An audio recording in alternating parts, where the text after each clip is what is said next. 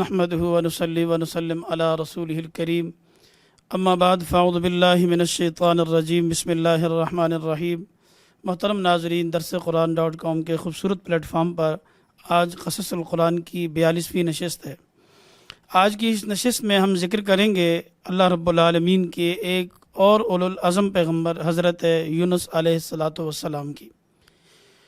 حضرت یونس علیہ السلام کی بعثت کا زمانہ حضرت موسیٰ اور حضرت داؤد علیہ السلام کے درمیان کا ہے۔ اس کے علاوہ بھی مورخین نے لکھا ہے کہ حضرت یونس علیہ السلام حضرت موسیٰ سے پہلے تشریف لائے، لیکن غالب رائے یہی ہے کہ آپ انبیاء بنی اسرائیل میں سے تھے۔ اس کے علاوہ حضرت یونس علیہ السلام کو اللہ رب العالمین نے عراق کے معروف مقام نینوا پر مبعوث فرمایا۔ نینوا پر آپ تشریف لائے اور آپ نے وہاں توحید کی دعوت دی، لیکن آپ کی قوم کا حال بھی ان قوموں سے مختلف نہیں تھا کہ جو اس سے پہلے دیگر انبیاء کی اقوام گزری ہیں۔ سرکشی، نافرمانی، بدبختی ان کا مقدر رہی ہے۔ انہوں نے بھی حضرت یونس علیہ السلام کی بات ماننے سے انکار کر دیا۔ حضرت یونس علیہ السلام لگاتار بتاتے رہے، لوگوں کو سمجھاتے رہے، ڈراتے رہے کہ اللہ کی نافرمانی نہ کرو، ایسا نہ ہو کہ اللہ کی گرفت اور اللہ کی پکڑ آ جائے اور تم اس سے بچ نہ سکو، لیکن لوگوں نے ماننے سے انکار کیا۔ پھر ایسا ہی ہوا کہ ایک دن حضرت یونس علیہ السلام نے وارننگ دی کہ اگر تم نہیں مانو گے تو اللہ تعالیٰ کا عذاب آ جائے گا، اور اللہ تعالیٰ کے دربار میں دعا کی کہ الہ العالمین میری قوم ماننے والوں میں سے نہیں ہے، نافرمان ہے، تو جس طرح پہلے تو نے دیگر اقوام کو پکڑا ہے تو اسے اپنی گرفت میں لے لے۔ اور آپ اللہ رب العالمین کی طرف سے وحی کا انتظار کیے بغیر قوم کو وارننگ دے کر نینوا کو چھوڑ کر وہاں سے نکل گئے۔ اللہ رب العالمین کو ایک آزمائش مقصود تھی، اپنے نبی حضرت یونس علیہ السلام کو آزمائش میں ڈالنا تھا۔ اس لیے حضرت یونس یوں ہی دریائے فرات کے کنارے پہنچے، کشتی میں بیٹھے، طوفان آ گیا اور ایک دم سے کشتی ہلنے لگی۔ تو کشتی کے جو ملاح تھے، ملاح نے لوگوں سے کہا کہ ہمیں وزن کم کرنا پڑے گا، کشتی میں وزن زیادہ ہے، آگے بڑھنے کے لیے ضروری ہے کہ ہم میں سے کوئی ایک شخص جو ہے کشتی سے چھلانگ لگا دے۔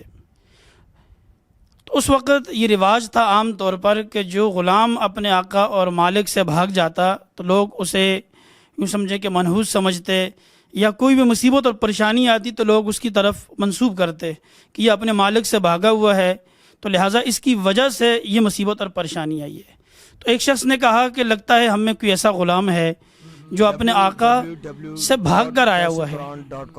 تو حضرت یونس علیہ السلام اللہ کے نبی تھے، فوراً سمجھ گئے اور کہنے لگے وہ غلام میں ہوں کہ جو اپنے آقا و مولا سے بھاگ کر آیا ہوں، یعنی وہی کا انتظار کیے بغیر ہی نکل آیا ہوں، لہٰذا میری آزمائش شروع ہو چکی ہے۔ یونس علیہ السلام نے جب اپنے آپ کو پیش کیا کہ میں چھلانگ لگانے کے لیے تیار ہوں، یہاں سے اترنے کے لیے تیار ہوں، میں ہی وہ شخص ہوں، لیکن سارے لوگوں نے آپ کی شرافت کو دیکھا تو انکار کیا، کہنے لگے نہیں، آپ ایسا نہیں کر سکتے، آپ تو ہم سب میں شریف نیک سیرت انسان ہیں، لہٰذا قراندازی کریں گے۔ قراندازی میں بھی آپ کا نام آیا، دوسری بار بھی آپ کا نام، تیسری بار بھی آپ کا نام، تیسری بار آپ کو اٹھا کر انہوں نے دریا میں پھینک دیا۔ بعض روایات کے مطابق آپ نے خود ہی چھلانگ لگا دی۔ اللہ رب العالمین نے مچھلی کو حکم دیا کہ جو ہی ہمارا یونس دریا میں آئے فوراً امانتاً اسے اٹھا کر اپنے پیٹ میں محفوظ کر لو۔ مچھلی نے حضرت یونس علیہ السلام کو اپنے پیٹ میں محفوظ کر لیا۔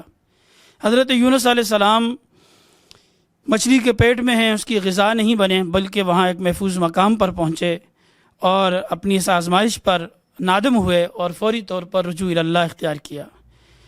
لا الہ الا انت سبحانک انی کنت من الظالمین پڑھنے لگے، اللہ کی کبریائی اور اس کی وحدانیت کا ذکر کرنے لگے۔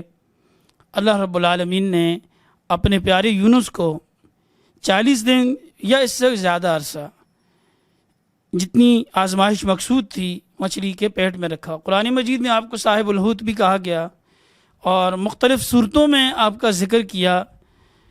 آپ علیہ الصلاۃ والسلام کو اللہ رب العالمین نے قرآن مجید میں جا بجا آپ کے اس واقعے کو ذکر کیا، بالخصوص سورہ انبیاء کے اندر جب حضرت یونس مچھلی کے پیٹ میں اللہ کو پکار رہے تھے تو اللہ نے فرمایا وَظَنُّونِ إِذْ ذَهَبَ مُغَاضِبًا فَظَنَّ أَن لَّن نَّقْدِرَ عَلَيْهِ فَنَادَىٰ فِي الظُّلُمَاتِ لَا إِلَٰهَ إِلَّا أَنتَ سُبْحَانَكَ إِنِّي كُنتُ مِنَ الظَّالِمِينَ۔ یاد کرو وہ ذنون کے معاملے کو کہ جب اس نے یہ گمان کیا کہ اللہ میری گرفت نہیں کرے گا اس مسئلے پر، چونکہ وہ اللہ کے نبی تھے تو انہیں یہ گمان ہوا کہ میں بد دعا کے بعد جب یہاں سے نکل جاؤں گا تو اللہ تعالیٰ مجھے اس پر نہیں پکڑیں گے، آزمائش میں نہیں ڈالیں گے۔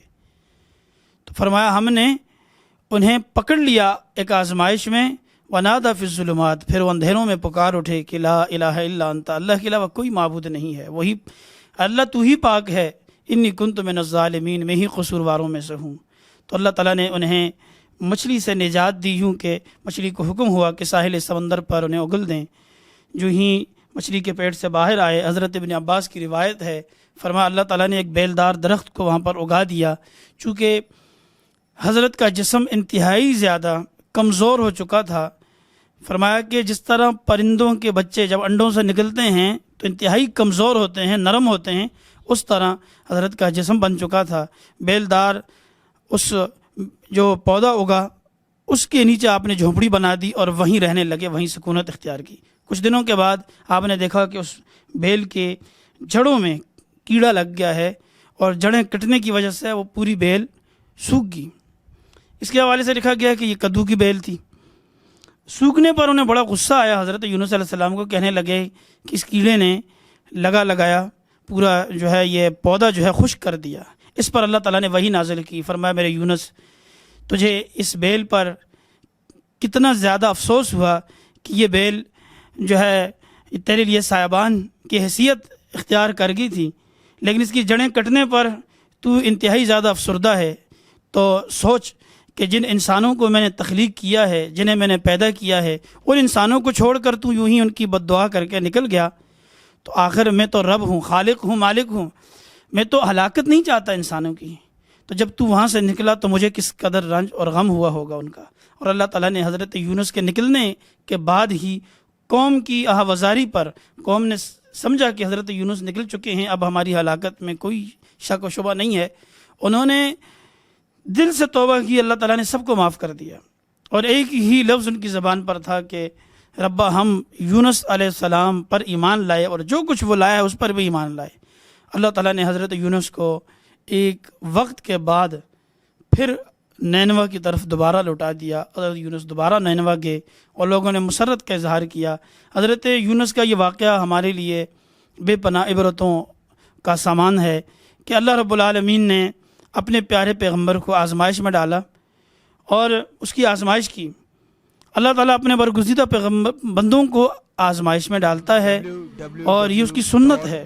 اور دوسری چیز یہ ہے کہ کسی بھی داعی کو اللہ تعالیٰ کی طرف سے اللہ تعالیٰ نے اس کو جو معمور کیا ہے دعوت اللہ پر، اسے عجلت اور جلد بازی سے کام نہیں لینا چاہیے، صبر کرنا چاہیے اور اللہ تعالیٰ کی رسی کو تھام کے رکھنا چاہیے اور اللہ کی رضا پر راضی رہنا چاہیے۔ اللہ رب العالمین حضرت یونس علیہ السلام کے اس واقعے سے ہمیں نصیحتیں اور عبرتیں سمیٹنے کی توفیق عطا فرمائے۔ وآخر دعوانا ان الحمدللہ رب العالمین۔